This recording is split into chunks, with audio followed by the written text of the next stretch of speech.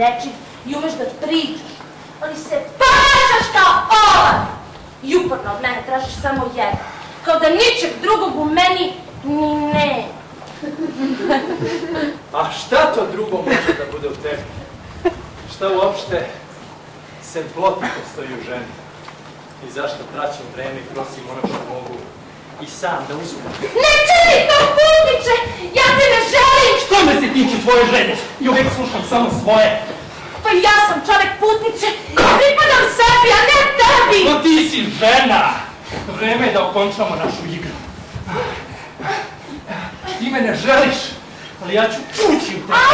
Ja ću se naslađivati tobom do mile volje i zasitiš i sad bacit ću te s gađima i otići ću svoje Dragani daleko od tebe, a ti ćeš ostati rasporučena i tu, u toj tvojoj smlačenoj utrobi, počet će nezadrživo da narasta ženja i kada dođu pastiri ti ćeš se vući za njima kao crna ovčica i blejaćeš kraj njih i svakom ćeš dopustiti da rije po tebi jer ćeš u svakom od njih tražiti mene, ali nećeš nalaziti. Žudet ćeš jedino za mnom. Stići ćete... Vidjet ćemo da li sam pogodio ovog puta. Stići ćete pastiri! A ja i njena. Učiniti ono što ti hoćeš da učiniš meni, a poslije ćete kamenovati. Ja i ne nameravam da bežim. Bacit ću te njima i reći, evo vam, probajte, ona je pohotna. I svi će žuriti da se nasite tobom i niko neće poteći za mnom. Opet ćeš izgubiti. Oni će te ubiti. I neće se usuditi da dotaknu kći Lanu.